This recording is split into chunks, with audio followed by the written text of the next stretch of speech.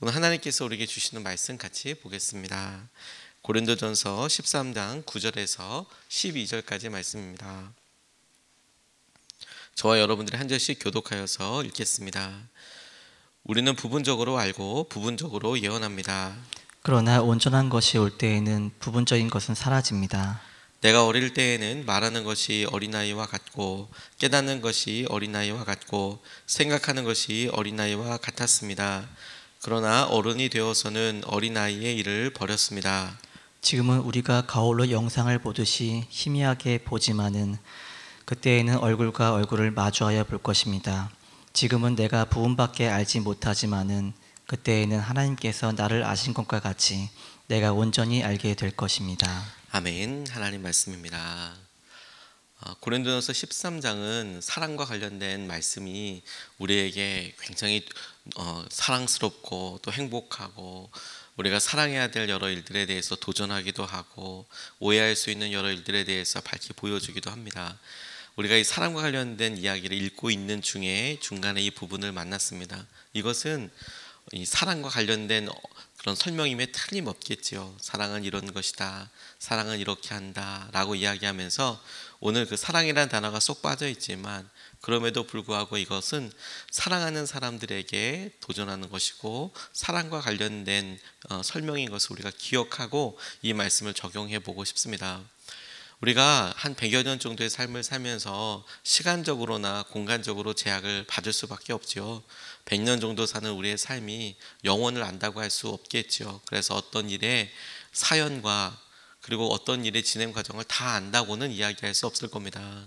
우리의 마음의 소원은 우리가 가고 싶어하는 선교지나 우리가 있고 싶은 원하는 곳에도 있고 또 우리가 필요한 곳에도 동시에 있고 싶지만 실제 우리의 몸은 둘 중에 한 곳 공간적인 제약을 받을 수밖에 없지요.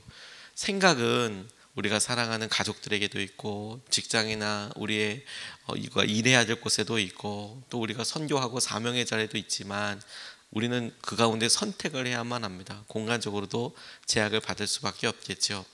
우리가 부분적으로 알고 부분적으로 행한다라는 표현은 쉽게 공감이 갑니다. 또 수긍도 됩니다. 하고 싶은 많은 일들 중에 할 수 있는 일도 부분적일 뿐만 아니라 항상 지나고 나면 우리가 알지 못했던 영역들이 우리에게 큰 아쉬움이 되기도 하기 때문에 그렇죠.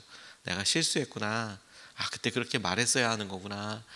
그때 그거 이런 의미인 거구나. 이런 걸 알게 되는 일들이 많이 있죠. 우리가 사건에 대해서도 사람에 대해서도 온전히 파악하는 것은 참 어려운 일이라고 싶어요. 거의 불가능에 가까운 일이죠.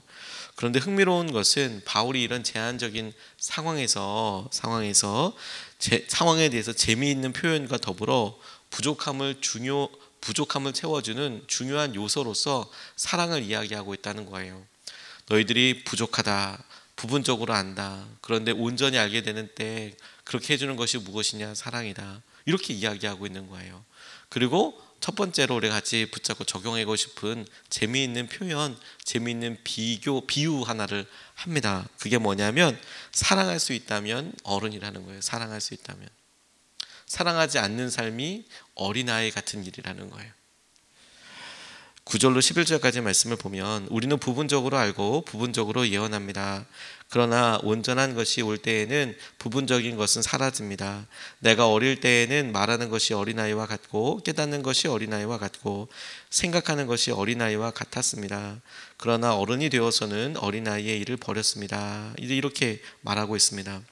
부분적으로 안다 그리고 부분적으로 예언한다 라는 표현은 앞서 너희들이 천사의 말을 할지라도 사랑이 없으면 우리는 꽹과리와 같다. 예언을 할지라도 모든 지식이 있더라도 산을 옮길 만한 믿음이 있더라도 사랑이 없으면 아무것도 아니라고 표현할 때 바로 그 의미와 마음을 이어서 이야기하고 있는 것이죠. 왜 그게 아무것도 아닐 수 있느냐, 사랑이 없으면 아무것도 아닐 수 있느냐, 그것과 연결해서 이야기하면서 부분적으로 알기 때문이고 부분적으로 예언할 수밖에 없기 때문이지. 자, 그래서 고린도 13장 전후에서 사랑이 온전하게 우리를 판단하게 하고 생각하도록 한다는 겁니다. 어린아이와 같이 행동하고 말하고 느끼며 생각합니다. 어릴 때에는 우리가 아직 성숙하고 성장하기 전까지는. 그런데 성장하고 성숙하면서 어렸을 때의 모습과 생각을 버리게 된다라고 이야기할 때 말씀에서 이야기하고 있는 그 차이가 뭐냐? 어린아이의 일이 뭐냐? 어른이 됐다는 것은 뭐냐? 당연히 바울은 그것이 사랑하기 시작하게 됐다면, 당신이 사랑하게 됐다면, 당신이 사랑할 수 있게 됐다면, 그러면 그게 어른이 된 거예요.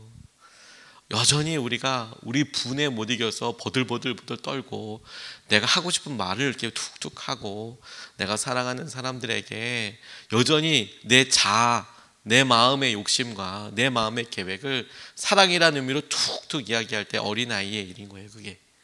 그런데 어느 순간에 우리가 진정한 사랑에 대해서, 주님께서 우리에게 허락하신 사랑에 대해서 눈을 뜨고 그 사랑에 대해서 우리가 갈망하게 되고 사랑으로 말하게 되고 사랑으로 할 수 있게 되면 그게 어른인 거예요.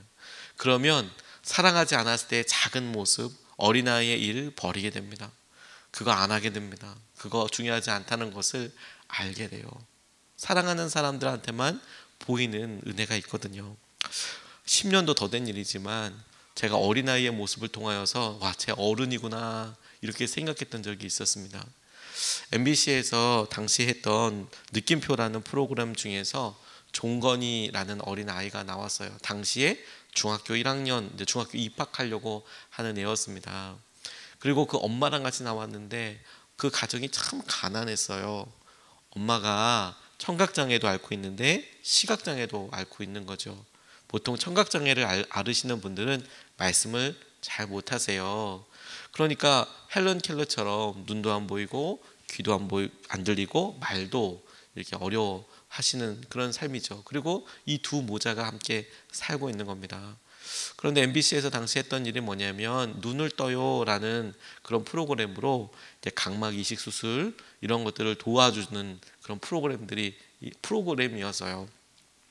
이 엄마가 눈을 멀었는데 그런데 그 종건이가 이 엄마가 6년 동안이나 모았던 이 종건이가 초등학교를 이렇게 쭉 다녔을 때 폐지를 모으고 그리고 뭐 여러 고물들을 수집해서 모은 돈이 있었던 거예요. 70만 원. 근데 그 70만 원 가지고 엄마는 이 종건이를 중학교를 보내려고 교복도 입히고 학비도 필요하잖아요. 아무리 무상교육이라고 해도 중학교 들어갈 때 진짜 영원히 되는 건 아니거든요. 들어갈 때 뭐라도 필요하고 그러잖아요. 그러니까 70만 원이 크다면 참 큰 돈인데 아이가 입학하고 뭐 가방 사고 뭐 하면 빠듯한 돈이기도 합니다. 참 그게 큰 돈이기도 한데 빠듯하기도 해요. 뭘 제대로 써보려고 하면 애를 위해서 뭐 운동화라도 하나 사주고 들어가려고 뭐 옷이라도 하나 사주고 가방 사주고 책 사주고 뭐 학용품들 사주고 그러면 이게 뭐 아주 막 엄청 많이 남고 이러지는 않잖아요. 근데 이 종건이는 그걸 엄마 각막 이식 수술로 써야 된다고 막 우기고 있고 어머니는 이거 우리 애 중학교 입학하는데 써야 된다고 막 우기고 있고 그러는 거예요. 그러니까 그 상황을 이제 같이 이제 보조 MC로 같이 이렇게 하고 있었던 당시에 그 프로그램을 인도하고 있었던 김재동 씨와 G.O.D라는 이제 가수가 있었습니다. 가수 이제 그룹이죠. G.O.D가 그 장면을 이렇게 보는데 어떻게 말할 수 없는 그런 마음속에 애통함이 있는 거예요. 너무 아름다워 보여서 애가 엄마 각막 수술해야 된다고 자기 학교 안 가도 괜찮다고 막 그렇게 이야기하고 말하고 그렇게 고집을 피우고 반면에 어머니는 어머니대로 각막 수술은 우리 형편에 할 수도 없고 이거 가지고 아이를 학교 보내야 된다고 이야기하고 그거 보면서 정말 눈물샘이 그냥 팍 터지게 되더라고요. 어떻게 할 수가 없더라고요. 근데 그 상황을 알고 MBC에서 어머니 각막 이식 수술을 이제 도와드린 거예요. 그리고 첫 번째 눈을 뜨던 날 의사분들도 검사를 해보고 어려운 수술일 수밖에 없겠다. 이거 수술한 이후에 장담할 수 없다.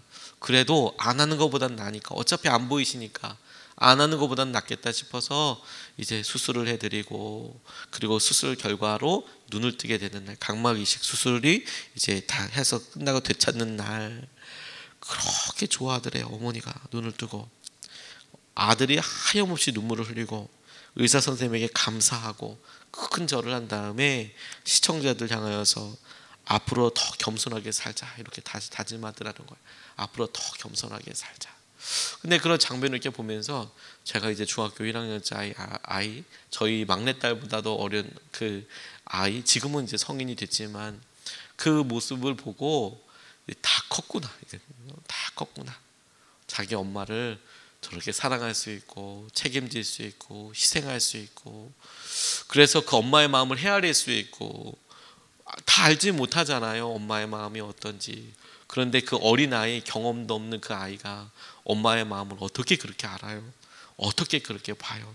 어떻게 그렇게 어린아이처럼 나 가방 살 거야, 나 신발 사야 돼, 나 이거 필요해, 일해, 이거 해. 어떻게 어린아이의 일을 버려요? 사랑하면 버려요. 사랑하면 버려요. 그거 알았습니다. 아, 그렇구나. 우리가 여전히 내 거, 내 일, 내 고집, 내 생각, 그래서 내가 편한 대로 툭툭 말하고 사람들 아파하고 말고 막 이런 어린아이의 일을, 이게 어린아이의 일이잖아요. 아이들이 언제 뭐 부모님 상황 얘기하고 뭐 얘기합니까? 그냥 드는 대로, 마음에 꽂히는 대로 막 이야기하죠. 언제 이 어린아이의 일을 버려요? 우리가 사랑할 수 있게 되면 버려요. 주님께서 이것은 똑같이 우리에게 사랑하게 되었다면 진정한 어른이라고 할 수 있겠구나, 사랑하는 사람의 모든 것을 덮겠구나, 그리고 우리에게 이 모습을 보여주시면서 너 오늘 사랑으로 어른 되라 이렇게 말씀하시는 거예요. 너 사랑해서 네가 어른 되라. 그거 누가 옳고 그른 것도 안 중요한 문제는 아니지만 네가 더 어른 되라. 네가 사랑해라. 사랑으로 네가 이 모든 일을 덮는 사람이 되어라. 저는 이렇게 적용하고 붙잡아 보게 됐습니다. 두 번째로 오늘 본문 말씀이 우리에게 보여주게 하시는 사랑의 능력이랄까, 사랑의 놀라운 역할이랄까 하는 게 뭐냐면 완전하게 하고 온전하게 하는 것이 사랑이라는 거예요. 완전하게 하고 온전하게 하는 것이 사랑이다. 12절 말씀을 보면 지금은 우리가 거울로 영상을 보듯이 희미하게 보지만은 그때에는 얼굴과 얼굴을 마주하여 볼 것입니다. 지금은 내가 부분밖에 알지 못하지만은 그때에는 하나님께서 나를 아신 것 같이 내가 온전히 알게 될 것입니다. 이렇게 말합니다. 오늘 우리의 현재 상황을 보면 부분적으로 알고 부분적으로만 보고 있다. 그런데 언젠가는 이 모든 사연과 의미를 주님 앞에서 알게 될 것이다. 이렇게 말씀하고 계십니다. 주님은 이미 이 모든 상황을 완전하고 온전하게 알고 계시죠. 지금 우리의 모습을 다 알고 있다고 할 수 있는 분은 하나님밖에 없지 않습니까? 그런데 우리도 하나님의 마음과 지혜를 온전히 알게 되는 때가 올 거예요. 그렇게 지금 이 본문 말씀이 이야기하고 있지 않습니까? 그때가 올게 될 것이다. 그때에는 너희도 온전히 알게 될 것이다 라고 이야기하죠. 우리가 하나님 나라 가면 하나님과 함께 우리가 삶에 있었던 것을 하나하나 반추해보고 온전히 알게 될 날이 있겠죠. 그런데 그때만 이야기하는 것은 아니라고 싶어요. 그때에는 알게 될 것이다 라는 그때는 우리가 하나님께서 우리를 아신 것과 같이 우리 스스로가 온전히 알게 될 그때는 우리 가운데 하나님의 사랑이 이루어지는 날이에요. 다시 말해서 우리 마음속에 그 사람과 그 상황과 이 시기를 다 부분적으로 알고 다 알지 못하지만 그때에 알게 될, 하나님 앞에서 알게 될 그때를 기억하며 하나님의 마음, 하나님의 사랑이 우리 가운데 이렇게 임하게 될 때, 우리가 그 사랑으로 사랑할 수 있게 될 때, 그러면 온전하게 알게 되고 완전하게 이해하게 되는 중요한 걸음으로 많이 나아가는 거라는 거예요. 더 많은 것들 보게 된다는 의미라고 저는 붙잡게 됐습니다. 사랑하면 아픔도 보이고 상황도 보이잖아요. 공공장소에서 아이가 막 칭얼대는 것을 봤습니다. 저는 비교적 어린 아이들과도 많이 만나는 그런 직군에 있죠. 그러니까 교회 학교 아이들이 있고 아이들과 설교를 하게 되고 예배 때 아이들을 데리고 오셔서 아이들 예쁘잖아요. 그리고 저희 교회는 키즈 웰컴 아닙니까? 아이들 들어와서 뭐 웬만큼 어떤 자기 표현을 해도 애가 없는 것보다는 5천만 배 낫습니다. 교회에 아이들이 없는 것보다 애들 때문에 시끄러운 게 이건 비교할 수 없을 만큼 좋은 겁니다. 우리끼리 조용히 드리는 거 그렇게 드리는 게 좋기도 하지만 그래도 굳이 비교한다면 애들이 있어서 좀 시끄러운 게 비교할 수 없습니다. 저는 사실 그렇게 생각하거든요. 그러니까 아이들에 대해서 비교적 익숙한데 공공장소 이렇게 가서 이렇게 뚝 보는데 아이 하나가 이제 떼를 막 이제 쓰고 있는 거예요. 그럼 이렇게 보고 뭐 그럴 수도 있잖아요. 아이가 뭔가 불편한가 보다.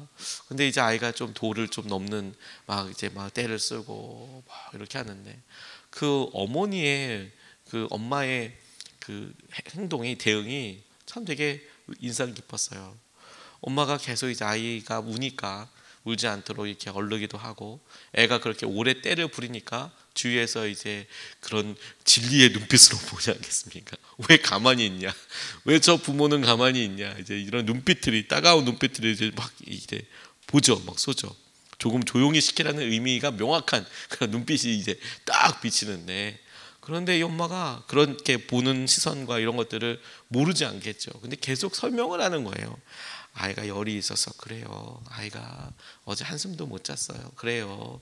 뭐 누가 듣는 사람도 없는데 아이가 아파서 그런다고, 아이가 어제 잠을 못 자서 그런다고 이제 계속 이제 엄마도 민망해서 그런 걸 수도 있고 그래서 이렇게 막 계속 이야기를 하는데 제게 그 모습이 되게 인상적으로 보였어요. 왜냐하면 그냥 상상을 할 수 있잖아. 애가 어디 불편한가 보다. 애가 뭐 기저귀를 갈아야 되나 보다. 뭐 우리는 다양하게 상상할 수 있는데 이거 나중에 어느 정도 시간이 지나고 나면 때가 났네. 때가 났어. 저거 때 쓰는 거지. 저거 한번 혼나야지. 저거 나한테 맡겨주면 내가 일주일만 나한테 맡겨주면 벌을 싹 고칠 수 있다고 막 이렇게 이야기하는 사람들 있죠. 어떤 스파르타 훈련을 시키는지 모르겠지만 그런데 엄마 눈에는 그런 애가 때 부리죠. 아이니까. 어린 아이의 일이잖아요. 그런데 엄마의 눈, 사랑의 눈으로 보이니까 아이의 다른 사람들은 발견할 수 없는 형편이 보이고 부분적으로 알고 있었던 상황들이 이렇게 보이는 거예요. 애가 아파서 그런 거라고, 애가 잠을 못 자서 그런 거라고 이유가 보이는 거예요. 그걸 전혀 그런 엄마가 아니고 사랑하는 사람이 아닌 눈에 보기에는 틀림없이 저거 떼이고 틀림없이 저거 내가 잘못하는 건데 사랑하는 사람이 이렇게 보기에는 애가 왜 그러는지가 보이고 그래서 살게 되는 그 이유들을 보이죠. 그게 저한테 되게 인상 깊었던 이유는 주님 생각이 났기 때문이에요. 왜? 주님께서 베드로를 통해서 우리에게 우리 자신의 모습을 보여주셨던 장면이 떠올랐습니다. 베드로에게 찾아오셨던 주님이 물으셨어요. 너 날 사랑하냐? 이렇게 물어보셨어요. 베드로 도망쳤잖아요. 그 다음에 고기 잡으러도 또 갔어요. 근데 그 자리 찾아가셔서 베드로야, 너는 사랑하냐? 라고 물었을 때 그 장면 여러분 다 아실 겁니다. 베드로가 대답했습니다. 내가 주님을 사랑하는 줄 주님께서 아십니다. 그러면서 여러 말들이 이제 오고 가지요. 근데 제게 어느 날 말씀을 묵상할 때 이게 이렇게 다가오게 됐어요. 만약에 여러분 남자 여자 사이에든 혹은 형제 사이에든 너 나 사랑해요? 당신 날 사랑합니까? 라고 물은 사람은 어떤 사람만 그런 질문을 할 수 있는지 아세요? 내가 당신을 사랑하고 있는데 당신은 나를 사랑합니까? 라고 그러니까 내가 사랑하는 사람만 그 질문을 물을 수가 있어요. 제가 길 가는 사람에게 나를 사랑하십니까? 이렇게 묻는 것 자체가 말이 안 되는 거예요. 제가 저희 집사람에게 나를 사랑하냐고 물을 수 있어요. 제가 저희 딸들한테 내가 나를 사랑하냐고 물을 수 있어요. 너희들이. 제가 우리 성도님들한테 저를 사랑하시냐고 이렇게 뭐 물을 수 있겠죠. 근데 거기에는 기본 전제가 있어요. 나는 당신을 사랑한다는 거죠. 저는 여러분들을 사랑한다는 거죠. 예수님 표현도 저는 그렇게 이해가 됐어요. 너는 나를 사랑하냐? 네가 나를 사랑하냐라고 물었을 때 그 말에 숨어있는 과로 안에 숨겨져 있는 것은 내가 너를 이토록 사랑하는데 너는 나를 사랑하냐? 라고 물으신 거라고 저는 그렇게 읽었어요.